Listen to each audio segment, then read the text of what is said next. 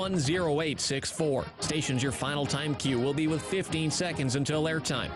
Mark, 15 seconds until airtime.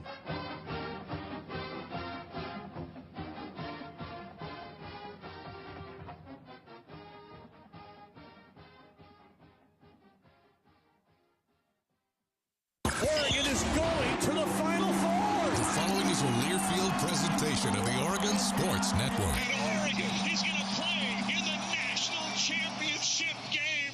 Welcome to Duck Insider. Man, it feels great to be a Duck. Give it to me, baby. My house. I'm taking it there. Their competitors, they'll want to put the O on. Three, got it. We're going to compete to a standard every day. The Oregon standard. Rebound. Tap it in. 1 point more to go. The opportunity to play, put Oregon on your chest, should mean a great deal to you. Unloads on one into left field. Back toward the wall. Gone. This program is staged to compete and to win championships. Oregon wins.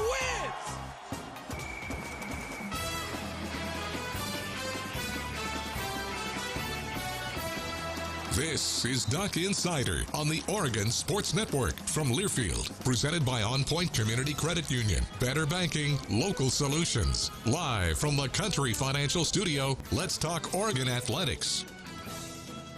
Folks, it is an exciting day around this building here, walking around the Casanova Center. You could just feel that energy. It is the first day of competition in the 2022-23 athletics calendar, and it feels amazing. I'm Jordan Brenner, filling in here on Duck Insider. We're in the Country Financial Studio, brought to you by On Point Community Credit Union. Before we get to several interviews, among them Graham Abel, the head coach of Oregon Soccer, Leah Freeman, the tremendous goalkeeper for Oregon Soccer, and a couple Oregon football student athletes, among them Brandon Dorlis and Chase Coda. I have a couple of exciting notes to hit on here at the top. And let's start with tonight's matchup. Oregon Soccer taking on New Mexico State, Pape Field at 5 o'clock. The Ducks coming off 2 seasons where they're kind of building towards something. If they can turn some of those draws from last year, they had 6 draws, into wins. Well, I think the Ducks are going to get into the postseason this year. Oregon posted consecutive winning seasons for the first time in 40 years the past 2 seasons. Return a lot of talent. The journey starts this afternoon. Tonight, 5 o'clock, this evening. Get out there. Pape Field. Support the Ducks. First of 2 this weekend. They'll welcome the Dons of San Francisco on Sunday afternoon. I don't know about you, but I was locked in last night to ESPN for Sabrina Ionescu and the New York Liberty, and wow, what a performance. An upset win for the Liberty. If you missed it, it was a 98-91 win over the second-seeded Chicago Sky. And not only did they win, they did it in dramatic fashion. The Liberty outscored the Sky 25-17 down the stretch. In the nail-biting moments of this basketball game, with 3.5 minutes left, the Liberty went on a 13-0 run, 13-0 run, and win in Chicago for that Game 1 victory. So not only, this is huge for a few reasons. When you're in a best-of-3 series, take Game 1, that's a huge advantage, obviously. But a weird quirk in the WNBA schedule, the higher seed gets the first 2 games at home. So even if they were to lose Game 2, they're going back to New York for Game 3. Sabrina, just unbelievable. 22 points, 7 rebounds, 6 assists. That's a career playoff high for Sabrina Ionescu. I think it was Monday. Jerry Allen was here, maybe Tuesday. And we're talking about this game. We're previewing it. We're getting ready. And Jerry just says she's Michael Jordan. That's what that's what comes to mind for him. And it's hard to disagree. Think about that 1989. We're going way back here. I wasn't even alive. But the Eastern Conference first round where Jordan and the Bulls upset the Cavaliers. The Cavs were the higher seed. That's the trajectory Sabrina seems to be on. Tonight, tune in. Maybe you have your phone out at Pape Field watching on ESPNU. Satu Sabali and the Dallas Wings making their postseason debut tonight. Their run starts up 5 o'clock. So tune into that. That is exciting.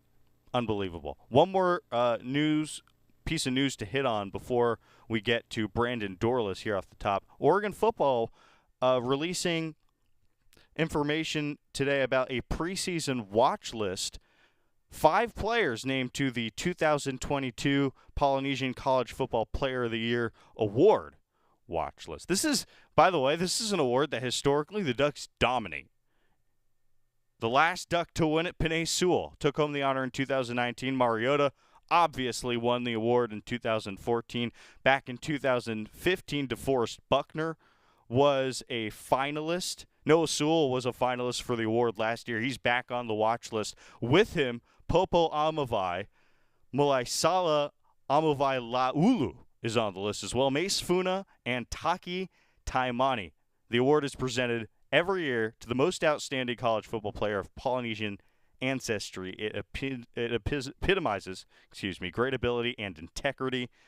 85 players on the list from 43 different FBS schools, and the Ducks have 5 members on that list.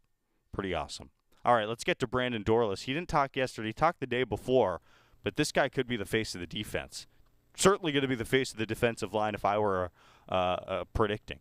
So Brandon Dorlis had some interesting things to say. Let's get to him. Coach T called you the alpha of this defense, and given that Noah and Justin are on this defense, Brandon, that's saying something. How have you gone about becoming the alpha of this defense? I just basically just take it day by day. Every day I just try to find the emphasis, what to work on. I see like last year, I wasn't really practicing like how I play in the games. I really was slow, and I didn't like how I practiced. So this year I took a big step in finding something every day to get 1% better at, and I just take the other guys with me, and I just try to lead every day. Coach was talking about how today at one point he pulled you aside about kind of hitting the speed a little bit, and then you want to go ahead and do that. Walk me through. Walk me through that conversation today, even just today. All right, that was something you wanted to work on, or coach says, "Hey, go do this." Yeah. So my main goal is try to hit my top speed during practice every day. So it's been a minute. I hit my top speed. So during the team period, I just took some time out just to go with Coach Love and run some gas just to hit my top speed. It's my biggest goal right now this year is to play fast and be physical and just show that all year. What is your top speed these days? I can't. That's top secret, man. But Sean's just tweeting out top speeds every day from somebody. Nah. My top speed is 20.7. Yeah. So I hit 19.5 today, so I'm good. What have you seen from Trevin? We were just talking to him, and he said he was trying to learn some pass rush stuff from you. Have you seen development there? Yeah, man. Me and Trev, we're kind of similar with the pass rush. He worked the same moves, and so he always asking me what do I do to set up my moves. So after practice, me and him and Keon and all the other guys try to work on the little stuff, like walking through where to put the hand placement and stuff like that. It's just taking time out of what we're doing from practice and just getting the extra work is real big. His weight gain is crazy. Oh yeah, it's what does that say about him? It just shows his work ethic. And he shows that he cares, and he shows that he wants to play. And I think that's what's the biggest thing about this D line is that you see that there's no drop off on this D line, and he plays a big factor in that too, coming in because he's done a great job with his weight. You see it that man's a monster right now. Got the shoulders on top. That's crazy, man. I love it though. He's been doing good. Did you work with anybody, individual coach-wise, over the summer, Brandon? Just because KT worked with a bunch of guys. He worked at Athletic Games, but he went to high school down there. Worked with Chuck Smith, but he only had a couple of days. Are there guys who you work with when you were away from here? Yeah. So in the summer, I went down to Atlanta. I worked with Chuck Smith too, and I was out there for good 4 or 5 days. And after that, I went to LA. I worked with my boy Eddie. He's a big trainer. He works with some LA Rams guys and some Charger guys. So I'm just trying to get some professional work, try to take my game to the next level because, my goal is to make it to the league, and I want to be a dominator in the league, so I'm just trying to get the little details. Eddie, who in LA? Eddie, I can't pronounce his last name because it's some crazy jump, but it's Eddie McGraw. I can't say it. Did any of those coaches compare you at all or say your game is most resembles a certain player in the NFL? I think that's what the big thing is, that what the guys say, my game is, I imitate from everybody. I'm not a one-dimensional player. I could do a whole lot. I could go from the zero. I could rush from the 0 tech, the 3 tech, and the 5 tech. I could stop the run from anywhere. So I'll just try to be consistent in all of those factors, not just be one-dimensional. What does VGHH mean to you then? VGHH. V. if you went to Chuck Smith, you don't know VGHH? I mean, Vision get off hands and nah, we didn't go, man. I already got that. That's his deal. But you gotta understand though, like I've been pass rushing for a long time. Yeah. That's just me though. I already know I got vision. I can get off the ball. So yeah. Obviously, players are competitive with each other. Are your coaches competitive? Tosh and Kenny, do they jaw at each other at all during practice? What's that atmosphere like? I think that's the biggest change, to be honest, with this coaching staff. These coaches just go at it. And I think we pick up off that juice too. And so when they going at it, you know, offense and defensive lines going at it, but receivers and DBs are yapping at each other. But, you know, it's all competition. You know, we all trying to get each other better. You know, iron sharpens iron. So I love it. You know, Coach Clem the other day was going crazy on us because, you know, he didn't want to see his O-line getting bull rushed like that. So that's just competition, man. You got to love that. To that point, what have you seen from some of the younger offensive linemen, like Josh Connerly in particular? Man, Josh Connerly, he's a beast, man. He's just a dog. You know, usually when you come as a freshman and you know you lose reps, you just get in your head and you just stop working. You just like it's just over. But him, he's lost plenty of reps, but it's crazy because he's come back and he's like worked on it. You can tell like he's really trying to play this year as a young guy, and it's tough to play left tackle as a freshman, you know, especially in the Pac-12. So Josh Connerly, he's a dog. He has a great work mentality. And I love going against him. Like me and him go at it every day. Does he win some of those reps? Nah, I'm gonna keep real with y'all. He's not beating me. What's your favorite pass rush move these days, man? Favorite pass rush move? Yeah. Oh man, I'm a big chop club guy. Yeah, you know, Aaron Donald's a big chop club guy too. You know, he's one of the best pass rushers interior. So I try to take my interior pass rush from him. And you know, when I'm on the outside, I like to go to the outside spin like Brian Burns from Carolina Panthers. You know, he's from South Florida, so seeing how he does his pass rush, I like to imitate just like him. Yeah.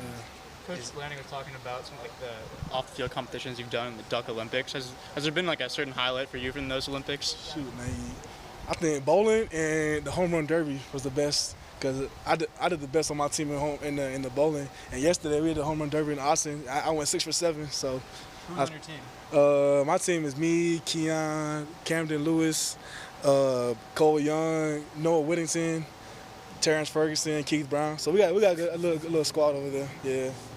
Dan said Jay bowled 234. Oh yeah, Jay is ridiculous. I thought my 144 was good. I looked to the other lane. That man's over there at 230. I'm like, damn.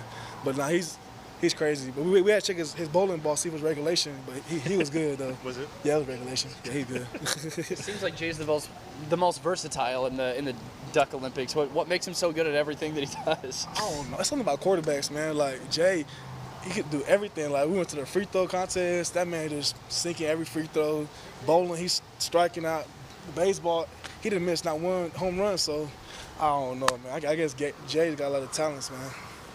How much beyond the obvious of the season opener, Brandon, but the matchup more in the terms of you're probably going to be facing not just tackles, but a whole lot of tight ends. Yeah.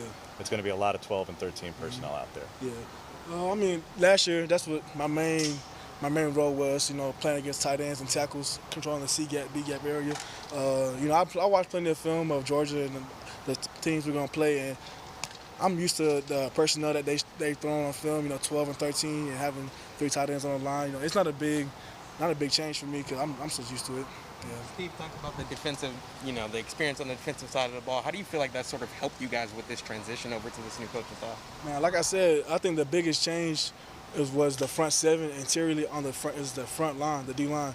Like having no drop off from the 1 to the 2s was the big difference and the big change, you know. Having Casey Rogers, Jordan Riley, even the young guys like Keanu Williams getting better over the summer and Trevor Maya, like those guys, when you see them working out and going hard like that, it's good to have guys like that because, you know, they can help you out on the field, and it takes a load off of you, the starters. So, like, you go out, you get a breather, they go in, there's no drop-off. You know, they're still doing the same thing, knocking back, making plays. So, I love that. Yeah. Who else is up? Good. Oh, you talked about, like, being the alpha, hard work, that kind of gets you there.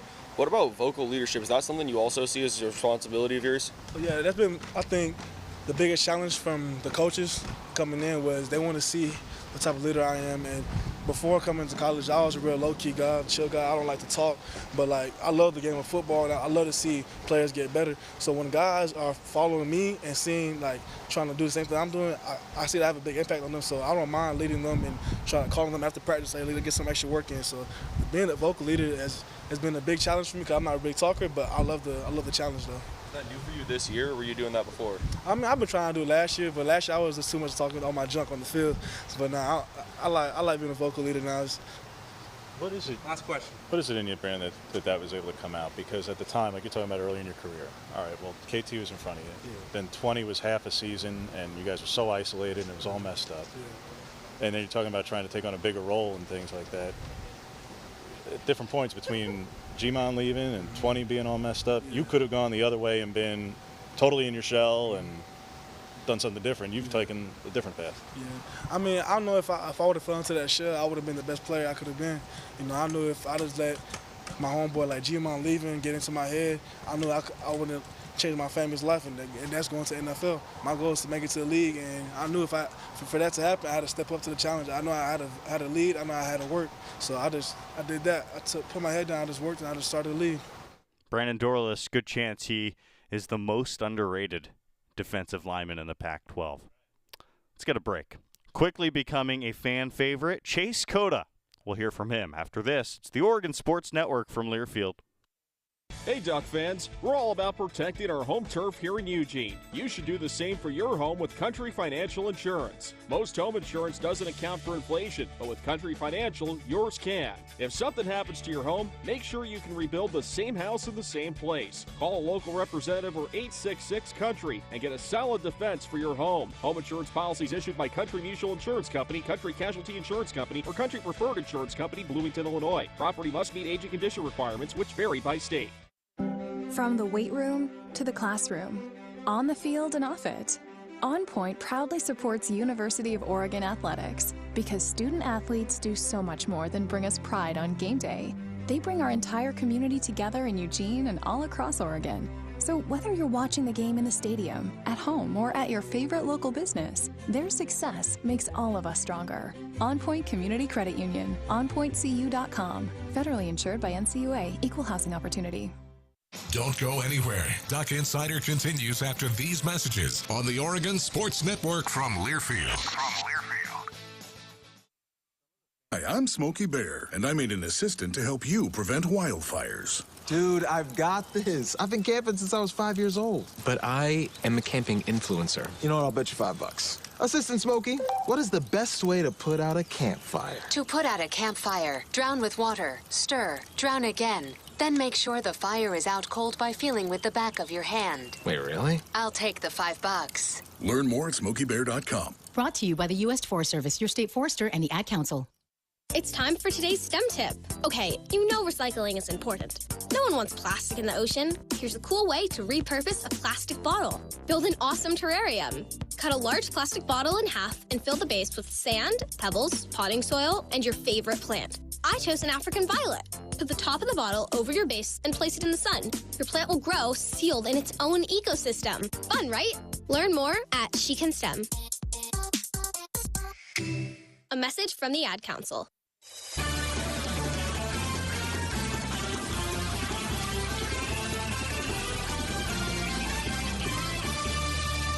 Back here in the Country Financial Studio, it's Duck Insider, brought to you by On Point Community Credit Union. I'm Jordan Brenner, in for a while as Joey Mack is taking paternity leave with his very first baby boy. Let's go to Chase Coda. Scott, you and I were talking about this. We're both really excited to watch him play. A big, sure-handed, experienced receiver. Obviously, the Oregon roots for him. So let's hear from him here. Chase Coda. So Chase, now here at Oregon, how's it different than it was down at UCLA? What's been new about it? Yeah, I mean, a different energy with the coaching staff. Just a little bit different of a practice schedule, I guess. But overall, I mean, just a bunch of good players at both spots. But just glad to be back in the home state for sure. The team responded from the first scrimmage. Lanning said yesterday it was the best practice you guys have had through fall camp. How has the reception been post-scrimmage, you feel like? Yeah, post-scrimmage, I mean, getting the day off after, we got a bunch of guys who maybe had to miss out on it because of some little dings earlier on there. Like, it seems like everyone's pretty much back now. And I think we responded really well. Like, our first practice back was, like, it was good. But then yesterday, like you said, I think it was really good, too, personally. And then today was a little bit of a lighter day for us. We had the spiders on, but I think we were real fast for the short practice. So I think we're stacking good days. What constitutes good days of practice? So how do you judge that? I feel like you can just like feel the energy in between periods. Like if there's some noise going on, and like really if like everyone's flying around, you can tell like when the ball's on the perimeter and if the defense is flying or the offense is trying to catch up to make touchdown blocks. I think it's really kind of once the play's over, like down the field when people are finishing is kind of how you can tell. You know. Was there an example of that today? Somebody flying around making a play? Today, I can't think of a very specific one, but yesterday, Justin Flo chased down, like it was shot. Well, I don't even know if he made the play, but chased him down like on a deep, like a super long run from way down or like from way behind. So that was a memorable one for sure. Who's the hardest person that is covering you? Who's the best cover corner?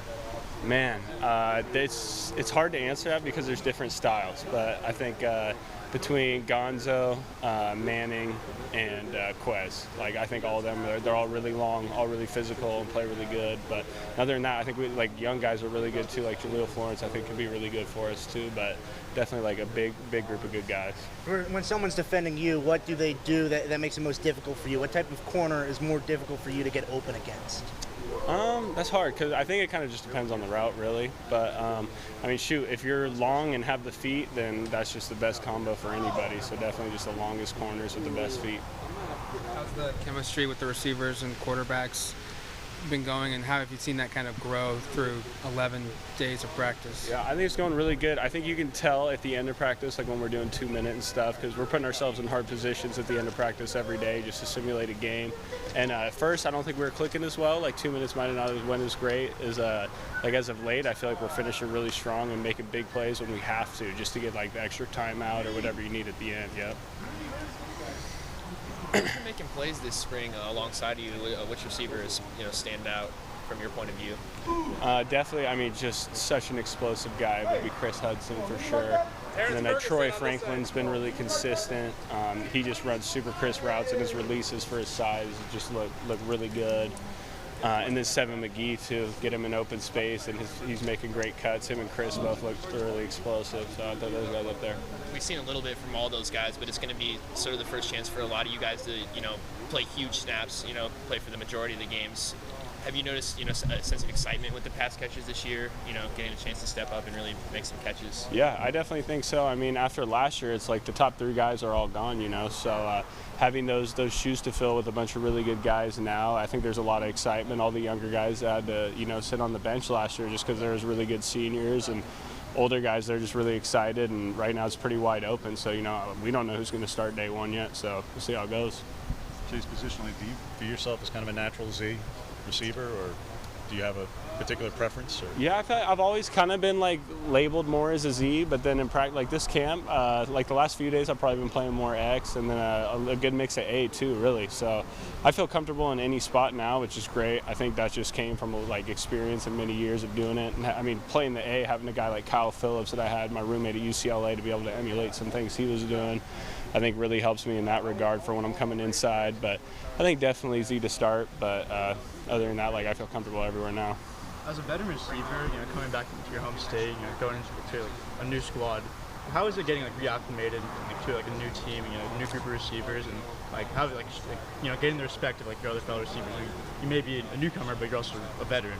Yeah, I think that was the great thing about coming in the spring, was just being able to right away, instead of coming in June, and you're doing 7-ons, and it's kind of like everyone's feeling people out, like, well, like how's this guy going to be?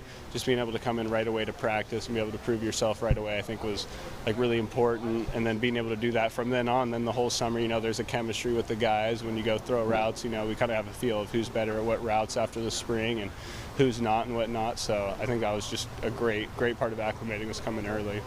How similar conceptually is this offense to what you were running at UCLA? Because I know Chip obviously was really close with Gus Malzahn, and that's really the origins of the HUNH and all that stuff. So like how similar concepts and even outright plays even at times in terms of what you guys were running to what this is going to be? I'd say, gosh, it's hard to say. It's kind of like a lot of it is really similar. Like when you break it down, like in the NFL, like the fact that guys can get traded and play the next week, it's like conceptually things always kind of stay the same. Like at UCLA, what we called Angel and Bird here is something else. And it's like, oh, wait, that's the exact same coaching points and everything overlaps. But I would say like the philosophy is definitely going to be a little different as far as in situations, what we'll call. But I think there's a lot of the same base plays for sure. With Seven in particular, he spent most of the time last season as a running back. What have you seen from a wide receiver perspective of how he's adjusting to that group? Does it show that he didn't play a majority receiver last year, or has he been adjusting well? Honestly, just saying, it's funny because I wasn't here last year, and it's like I came in and he was a receiver, and he fit in right away, and he's running really good routes, and I think his releases have even gotten better since the spring, and I think he's all around just like, I think we can put him in kind of anywhere you want on the field. I think he could play X or Z, although we have been playing him mostly in the slot because of the running back history. But I just think overall he's a baller, so it doesn't really matter where we put him. Do you try to take any tidbits from any of your fellow receivers on the squad, or do they ever ask you anything like, hey, how do you do this breakout? Yeah, definitely a little bit. I mean, as far as like certain releases, it's like, oh, how are you like selling the fade? Like maybe turn your eyes this way on like a quick out or something, or I mean, definitely, I like I was talking about Troy Franklin, his releases are really nice. So watching him in the X and like tight situations, kind of how he can get himself out of little binds and stuff. I've definitely taken some little things from him. I think the younger guys have taken a lot of things from me. I love like the come to balance, like kind of Devontae Adams releases, especially when you're in a tight space, just making it quick and picking something. But I think, it's I think it's like very well balanced and everyone's pulling from each other. Is there one person who's like a leader with those receivers who's like showing other people more stuff than other people, or is everyone kind of sharing that like responsibility of teaching everyone else? I would say it's definitely like there's probably like 3 guys that are probably up there like doing the most, I would say, but other than that I don't think there's like one guy in particular or anything. But I think that definitely like with like Chachi Delgado, I think he's a really good natural leader. I think myself coming in as an older guy, I've been able to take up that role pretty good too. And like Seven McGee's definitely just a smart guy and like a good vocal guy who's like takes charge and stuff. So I would say those guys for sure. I was gonna say, players that mentioned you, was that a role you wanted to take on when you got here, is trying to bring some leadership? Definitely. I mean, I'm as confident as I've ever been in my game, and I want to be able to shine that on other people and make them confident. And I just want us to be able to go in with as many tools as possible. Because if I'm doing really good and I think I'm the leader and I'm the best receiver, if the guys around me aren't playing good, then they'll be shutting me down because I'm the only guy they got to worry about. So I don't think that'll ever be the case this year, and so that's what's great. I think we have like 6 dudes that can really ball. Just tell how confident Chase Coda is. New to the University of Oregon, not new to Oregon, but gaining that familiarity with the quarterback room with his fellow wide receivers, and I thought was very articulate and just sounded like a smart and talented football player in that interview. That's Chase Coda representing himself in the University of Oregon quite well, answering questions to the media. Tonight, the first soccer game of the season, New Mexico State. On the other side of this break, we'll hear from Graham Abel. He previews the first ever matchup between Oregon and New Mexico State on the pitch. We're coming back on the Oregon Sports Network from Learfield. Now's the time to visit your local Toyota dealer and find yourself in a stylish and fuel-saving RAV4, Corolla, or Camry. Or climb behind the wheel of the rugged Tundra, Tacoma, and more. Toyota's national sales event is on. Toyota, let's go places.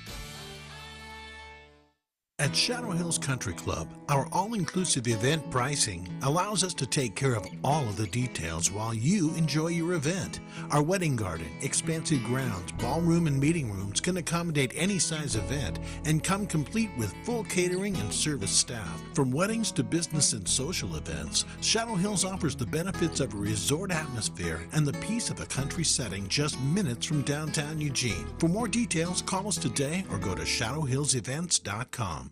Now's the time to visit your local Toyota dealer and find yourself in a stylish and fuel-saving RAV4, Corolla, or Camry. Or climb behind the wheel of the rugged Tundra, Tacoma, and more. Toyota's national sales event is on. Toyota, let's go places. Duck Insider continues after this timeout on the Oregon Sports Network from Learfield.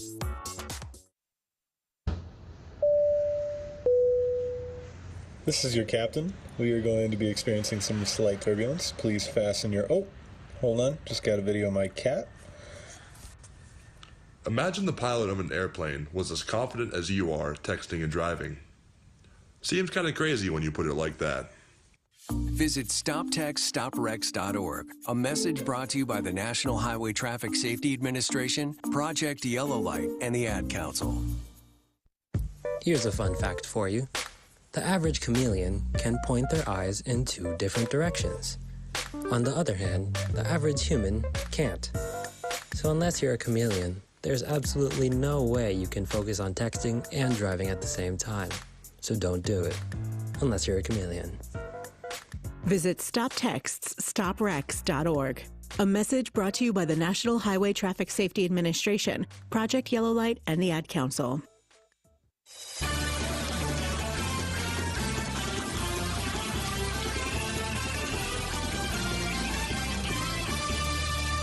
Back here on Duck Insider, thanks for being with us. I'm Jordan Brenner. We're brought to you by On Point Community Credit Union. I'm excited for the match tonight. Oregon, New Mexico State, the Ducks trying to get to 1-0. Graeme Abel gave his thoughts to the media a couple days ago.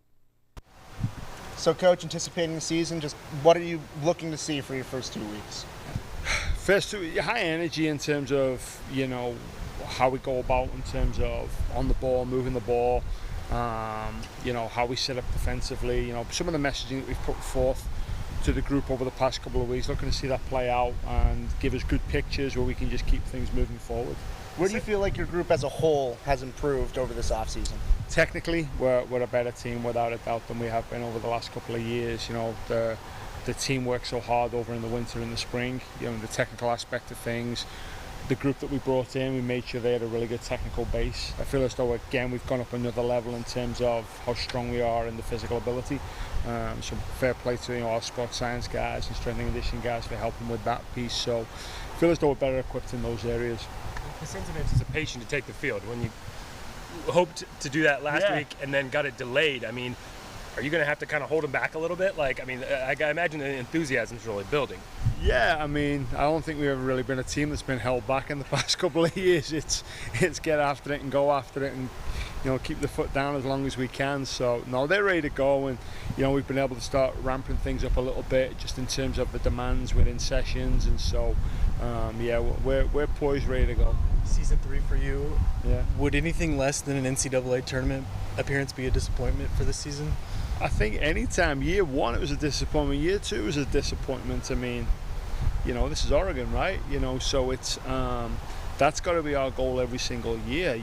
Walking away from last year, I felt as though we were the quality of a tournament team, and I felt as though we could have gone 2 games into the tournament at the very least with the team we had last year. So some things didn't go away, but that's sports, that's life, and so any time you sit here with me at the start of the season, that's going to be the goal. You got Leah back in goal. She spent some time with the national team in the offseason. How has she progressed since we've last seen her? Awesome. We've the entire group of goalkeepers. We've added 2 more in terms of Julia Richards and Anna Solomon. Maddie Goldberg's now fully fit as well. So we have a really good group of 4 of them, and they're bouncing off each other really, really well in sessions. So Leah's playing well, but so are the other 3 as well. When you look at the defense, how tough is it to replace someone like a Chardonnay who's been just a leader on this team? I'd say it's tough in terms of she was a good player, but we've had others who are ready to step up to the plate. We've had a Belle Raleigh, a transfer from USC, so she's experienced in terms of the Pac-12. So I think anytime you lose any players, you're always like, okay, how do you replace them? But we've got enough quality within this group that we can replace them. Do you look for that backline group to kind of set the tone early and kind of stabilize you? Yeah, it's always been a strength of ours in terms of what we've done. We've always kind of built from the back, made sure that base is there, and that allows us to defend different ways in games. Last year, 9 shutouts. Talk about building from the back. How does the attacking forward have to improve to help give you more wins? We created enough chances last year. We should have scored more goals. We were really honest with the group about that. I think you're looking at around a 30. If you're a 30% conversion rate or above, you're in good shape. And we were down, I think, at 23% last year. So we've got to jack that up to make sure we're able to score more goals. And if we do what we did last year in terms of creating the chances, now we've got to look at putting them away, and that'll take care of that for us. And how specifically do you jack that percentage up? It's the technical work that we did in the off season, to be quite honest with you. It's making sure that when we're in front of goal, we're able to convert, and we put players into the right areas, and then we've got the players who will supply the ammunition. It's firing the ball in the back of the net. Obviously, there's been different protocols in place over the course of the last couple of years. Has this off season felt normal at all? Have you been able to get the work in you would have hoped to get in? Yeah. It has. It's felt more normal. So it's we've gotten a lot of stuff in. We've been able to get video out, and we do a lot of teaching through video as well. Get back to having regular meetings in person and breaking the group up. So it's been a good off season. In the midfield, Zoe, she's been around a while. It's her last go round. What can we expect of her this season? She's jumped on board more as a leader now as well. I think Zoe and I now have been together 2.5 years as well, so she knows exactly what I'm looking for. So I think with Zoe, her all-round game now, good in the air, good on the floor, is a great passer, both with the short range and the longer range, and can score goals. So yeah, she's a good leader for us. You talk about Zoe and that leadership. Who have been the leaders on your team, whether it be vocally or just leading by example? Well, True's back as well, and those of you guys that spoke to me before know what I think about True from a talent perspective, and she's lending her experience to it. Chai's grown significantly over the 2.5 years we've been here, so she's shown more of a leadership role. Leah's stepping up, Kessel more, and then even adding Bell, who's been around the Pac-12 for 3 years. Those guys are stepping up, so we're a much more mature group, I think, than what we've had before. How with Bell, as she's a transfer, how has she been integrating into this group and showing that she can showcase that leadership? Yeah, great. It's there's no hierarchy at our place. Everyone's a duck the moment they arrive on campus. So she's been doing great. You mentioned the Pac-12. There might not be 12 teams, in the future. Any thoughts on just how the conference is constantly changing? You know what? I concentrate on the soccer piece of it, and I let all the higher ups take care of that piece. But it's for the next couple of years, we've got 12 teams in it, and it's still going to be a great conference. You have Leah back in goal. How much of an emphasis, the 9 shutouts last year, is there pressure on her to sort of repeat that? How much of that is a relationship with the backline defense? No pressure at all. I think all we focus on is the performance side of it. All those outcomes of the clean sheets, the wins, the goals we score, whatever it may be, that's just an outcome of us doing the things that we do and doing them really well. The Stanford soccer team had a terrible tragedy in the offseason. I know a lot of your players played with Katie. Did that spark any conversations with the team? Yeah. Of course. The mental health side of things is something we have to be aware of all the time.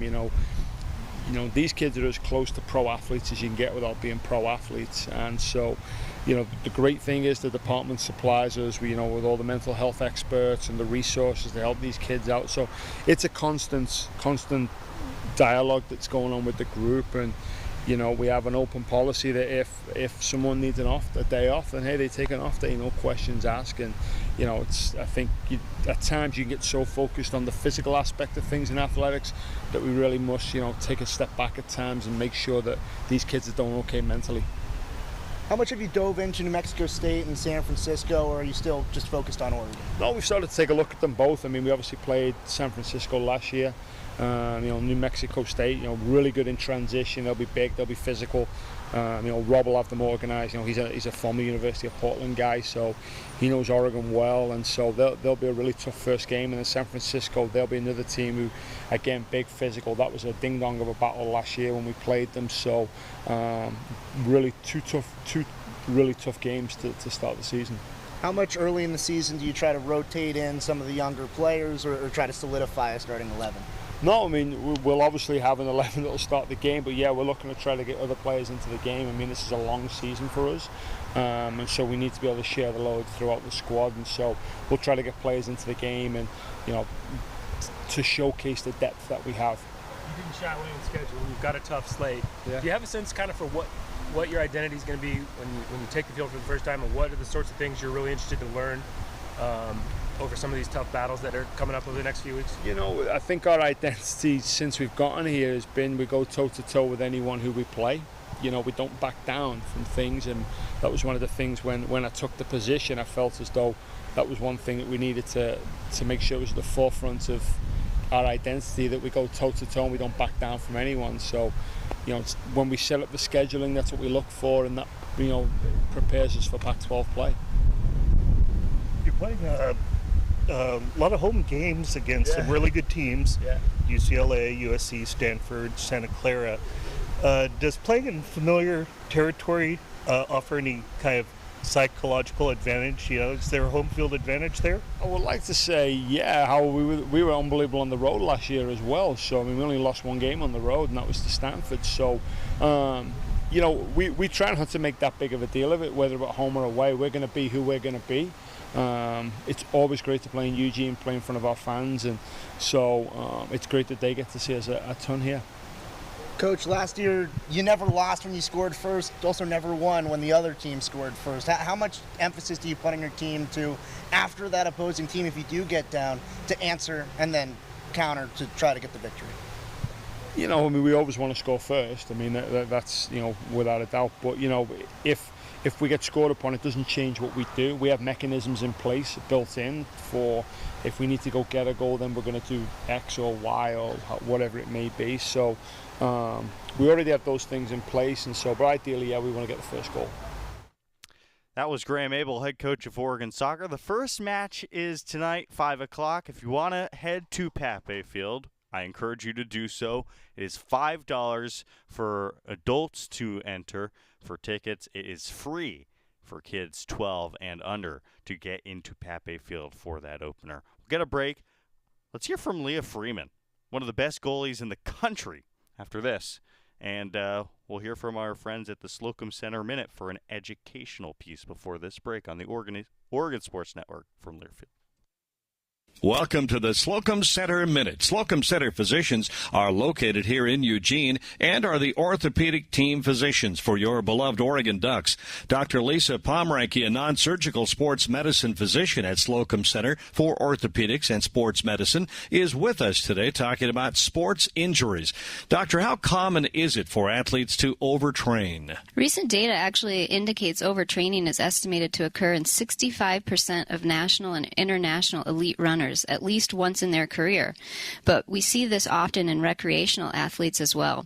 It occurs when athletes train too much and they do not have enough recovery time in between bouts of exercise. They tend to feel tired and start to notice that their physical performance worsens. The typical rest period for recovery from overtraining syndrome can be 3 to 6 weeks. Dr. Pomeranke, what tips do you have that you'd like to share with athletes on how to avoid overtraining? The most important thing I tell my patients is that the period of recovery between exercise episodes is where your body actually makes the necessary changes to adapt to the prior exercise load.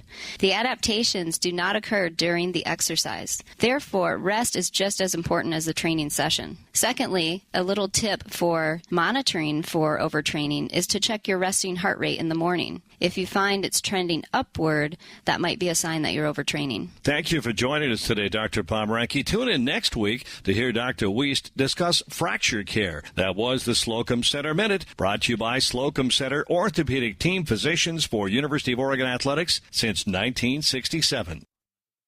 From the weight room to the classroom, on the field and off it, On Point proudly supports University of Oregon Athletics because student athletes do so much more than bring us pride on game day. They bring our entire community together in Eugene and all across Oregon. So whether you're watching the game in the stadium, at home, or at your favorite local business, their success makes all of us stronger. On Point Community Credit Union, onpointcu.com. Federally insured by NCUA, Equal Housing Opportunity. Hey Duck fans, we're all about protecting our home turf here in Eugene. You should do the same for your home with Country Financial Insurance. Most home insurance doesn't account for inflation, but with Country Financial, yours can. If something happens to your home, make sure you can rebuild the same house in the same place. Call a local representative or 866-COUNTRY and get a solid defense for your home. Home insurance policies issued by Country Mutual Insurance Company, Country Casualty Insurance Company, or Country Preferred Insurance Company, Bloomington, Illinois. Property must meet age and condition requirements, which vary by state. Duck Insider, your home for the latest news on Oregon athletics on the Oregon Sports Network from Learfield. Guys, it's me, Isabella Gomez, filling in for Smokey Bear because he's got more to say than just... Only you can prevent wildfires. Like, if you're outside enjoying a barbecue, don't let a hamburger distract you from fire safety. Make sure you aren't dumping your hot coals or ashes onto the ground because that could start a wildfire. So take wildfire prevention seriously and let's save the world one day at a time. Juntos con Smokey Bear, podemos hacerlo. Go to smokeybear.com to learn more about wildfire prevention. Brought to you by the U.S. Forest Service, your state forester, and the Ad Council. Adopt US Kids presents What to Expect When You're Expecting a Teenager.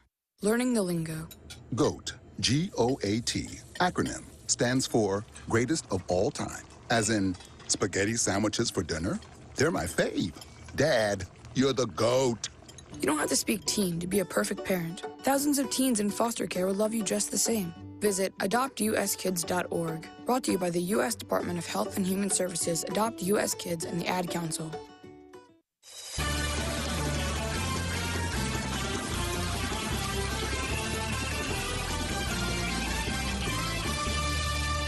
Welcome back to Duck Insider. Jordan Brenner in the Country Financial Studio. We're brought to you by On Point Community Credit Union. This week's Women's Sports Schedule Spotlight is brought to you by Toyota.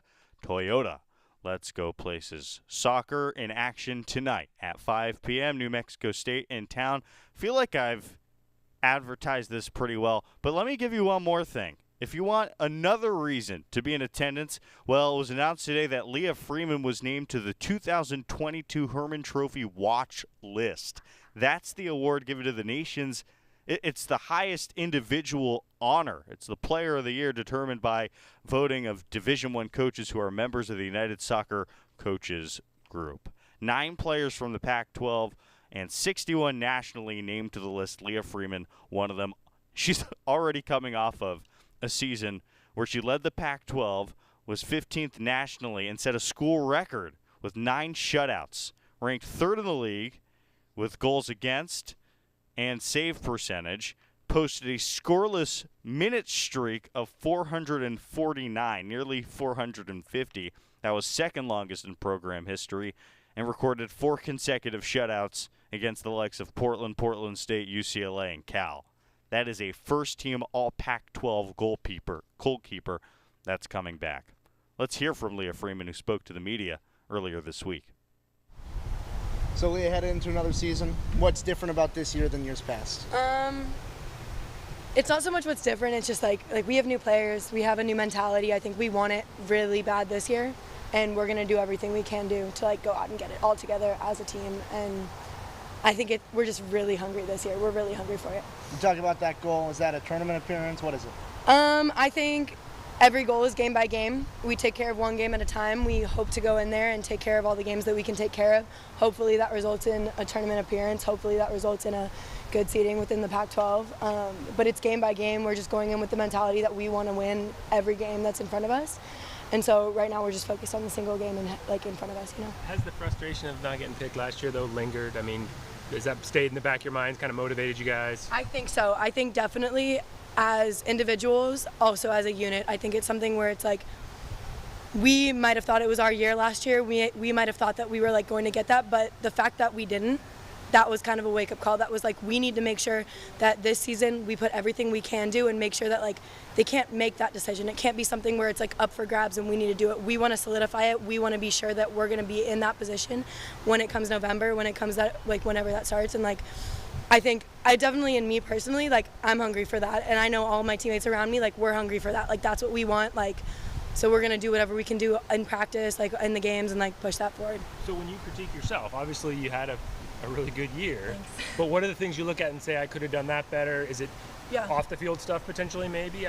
I look at it for myself, and I think of the growth that I've had as a player, and going in my freshman year, first becoming comfortable, getting comfortable with my teammates on the field, getting comfortable with the people around me. Then last year I come in, and I still heavily rely on the energy for my teammates, and you're always going to do that because you need to do that. But I think I'm coming in this year personally I've worked on mentality pieces as my biggest piece. I'm that's something that I get in my head about, something that I feel it wavers sometimes, when I get to the midseason slump, all this stuff. And now it's the relationship that we have with our teammates allows for that not to happen as much, and allows for it to stay more constant, stay more consistent. I know I'm coming in with a different confidence piece than I had before. I think our team is coming in all together with a different confidence piece than we had before, because it's we're going up from here.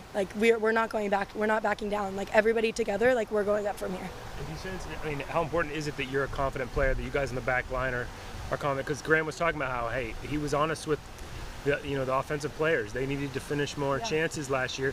And now there's no alley as well. Yeah. But, so do you feel like you guys are going to have to set the tone early? Do you feel like some of those new pieces up front can get you where you want to be offensively early? I think that the new pieces up front 100% can do that. I think that we have a very talented set of forwards. I think we have a very talented set of back lines. We have a talented set of goalkeepers. Like in every single position that we have depth now. We have depth. And so I think that having that depth like is allowing us so that we can just go forward and go through it and like really take care of what we need to take care of. Because yeah, like we have relied a lot on the confidence of the back line. The back line sets the pace, and that's been something that's been a like key and has gone through like in all the last seasons. Our back four radiates confidence to me, radiates confidence to the people in front of them. Like our back four is just always solid. And so I think that with that, it's like our back four is going to stay solid, like no matter who's in, no matter what it is. And now our front line like really has those pieces and those components, and I think that they're really ready to like step up and do all the things that we need them to do. Along that line, 9 clean sheets last year as a keeper. How much is that you, and how much is that in your back line, and what's that relationship? I think 100% of it is my back line. I think that everything that I can do is radiated through my back line. Like it's not something that it's like a goalkeeper does it. I think that we are a back line as a collective unit. Everything that I do is like because of what they're doing. I think it's a constant of like each of us playing our roles. They're playing their role in front of me so that I can play my role behind them, and it's always like that. And I think that our back line like made that possible. I think it was like pretty much like our back line pushing for me to be able to do what I was able to do. When you get recognized as one of the nation's top keepers, how much stock do you put into those individually compared to team aspirations? Sorry, I totally missed that question. So you're recognized as one of the nation's top goalkeepers. How much stock do you put into that individual award compared to your team goals for this season? I definitely appreciate it a lot, and I feel like it's something that I hear and I'm like, okay, like that validates a lot of the stuff I'm doing and it feels good. However, I would rather our team get a tournament appearance than get any of the things that I can do on my own. And I think that that's how all of the individuals on our team feel, is that it's more important for our team to go out and our team to like perform on the field than it is for us to get our individual things that we get and the achievements and stuff like that. Because like with our team going up, the individual achievements like come for everyone. It radiates around everyone. Like the most important thing for us right now is to like, go into game one, like take care of business, and then go after every game from that. What's going to be the most important thing in this non-conference slate as you get ready for another grind of the Pac-12 schedule? I think just setting the tone. I think we want to come out early. We want to set the tone strong. We want to make sure everybody's stepping up and just go up from there. Because it's like if we set the tone high now, we just build. And it's like we look at the players that we have right now. We look at the players that are graduating, the fifth years, the freshmen coming in, and like everybody here has a piece that they can put in to set that tone. And once we do that, then we can just set the tone for the entire Pac-12 season. More from Leah Freeman coming after this. It's the Oregon Sports Network from Learfield. At Shadow Hills Country Club, our all-inclusive event pricing allows us to take care of all of the details while you enjoy your event. Our wedding garden, expansive grounds, ballroom, and meeting rooms can accommodate any size event and come complete with full catering and service staff. From weddings to business and social events, Shadow Hills offers the benefits of a resort atmosphere and the peace of a country setting just minutes from downtown Eugene. For more details, call us today or go to shadowhillsevents.com. From the weight room to the classroom, on the field and off it, On Point proudly supports University of Oregon athletics because student athletes do so much more than bring us pride on game day. They bring our entire community together in Eugene and all across Oregon. So whether you're watching the game in the stadium, at home, or at your favorite local business, their success makes all of us stronger. On Point Community Credit Union, onpointcu.com. Federally insured by NCUA, Equal Housing Opportunity. This is Duck Insider. Duck Insider on the Oregon Sports Network from Learfield. Ready for our little forest adventure? Yes! So much waiting for me. Yeah, I wanna go outside. I wanna be. We're here. Whoa, that was fast. There's a forest closer than you think. Find a park or forest near you and music inspired by nature. DiscoverTheForest.org. Brought to you by USDA Forest Service and the Ad Council. You're not too cool for me. And in return, I reciprocate that sentiment. I'll never be too cool for you. I was a man with a plan, but now I'm a dad with a decree, and you can't take that from me. Please let it be noted that I told my job they can dock my pay. Right now, it's just too important to take you to school every day. I want to be legendary for you. I want you to puff out your chest when you go to school, the same way I do. I walk taller because of you, because I found everything to live for. That's dedication. Visit fatherhood.gov to hear more. Brought to you by the U.S. Department of Health and Human Services and the Ad Council.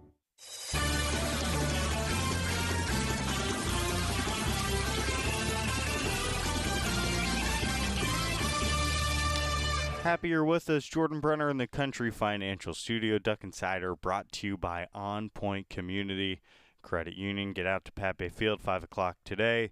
Oregon soccer back in action on Sunday. We heard from Leah Freeman, the first-team All-Pac-12 goalkeeper. Before the break, we'll get to the rest of the interview here before we wrap up. You're the competition. Yeah. So to have an environment like the one you guys have fostered, is that different? I think this is the first time in my life, the one that me and Maddie created last year, where that has been the environment. I think that I've never had a training environment that good, and I owe it all to her. And the way that we've created that is we're competitors on the field. We will compete, and we will push each other, and then we'll get off the field and we're best friends. And so it's something where it's just we can do that, we can have that, and we leave it on the field when we do that. But at the same time, it's we're not backing down because we're best friends, because I know she's scratching on the toes 24/7. I know that I'm trying to push forward every second, and that's just how it is. And we just create that so it's not an environment that ends up becoming something negative or toxic. It's you get to push each other, and you get to grow, and you get to have great friends out of it too. How has your experience over the off season with USA has helped you for this season? I think that it's helped me a lot. I think it was something that for me, playing for Team USA has always been my goal. And since I was younger, I remember always saying that, and I think that whenever I get there, it reminds me that I'm always grateful for that opportunity. I'm always looking at that, and it makes me very grateful for being able to be there, but it also has shown me what I need to work on, the areas in my game that need to grow. And I think a huge piece of my confidence growing has been going through those camps. I think it's a position where you hear the blatant truth 24/7. They tell you what you don't want to hear. And when you hear it, you're able to make changes. And it might be something that you don't notice until you go into an environment like that, and then you're allowed to recognize it from that. And I think just I'm very grateful that I was able to have those opportunities and grow from them, and become a more mature player, I guess, from that. And I'm really hoping to bring in the stuff that I was able to do. I was able to do a lot of cool stuff during the off season, and I'm really grateful for that too. Are there any specific things that they sort of told you needed to improve upon that you're taking to heart and taking into the season? Yeah, I think a lot of it is more tactically, just the mind, figuring out decision making, stuff like that. I think growing my range and distribution, and then executing it more. And I think that just being solid in my hands, being solid and steady, just in general, I think that's a huge thing for me. Tonight, by the way, that was Leah Freeman of Oregon Soccer. In addition to that soccer game at Pape Field, make sure to support Satu Sabally. First round of the playoffs, the Connecticut Sun and Sabaly's Dallas Wings. That's in action on ESPNU as well. Last night, obviously, the heroics of Sabrina Ionescu and the New York Liberty with that upset Game 1 win. Let's keep that ball rolling with Sabally tonight. Another show coming up tomorrow. We'll have more football interviews. We'll have a recap of tonight's soccer game and a whole lot more. Jerry Allen will be in with me tomorrow. How about that? 1 o'clock. Thanks for being here with us. I'm Jordan Brenner. Go Ducks.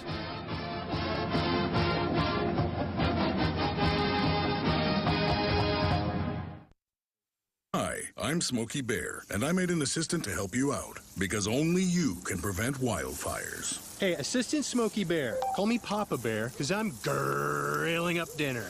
Do you get it? Yes, good job. So, what should I do with all these coals? Don't just toss them out. Put them in a metal container, because those embers can start a wildfire. I understand. The stakes are high. Ha, ha, ha, ha. Learn more at SmokeyBear.com. Brought to you by the U.S. Forest Service, your state forester, and the Ad Council. Uh-oh, Brad's buzz.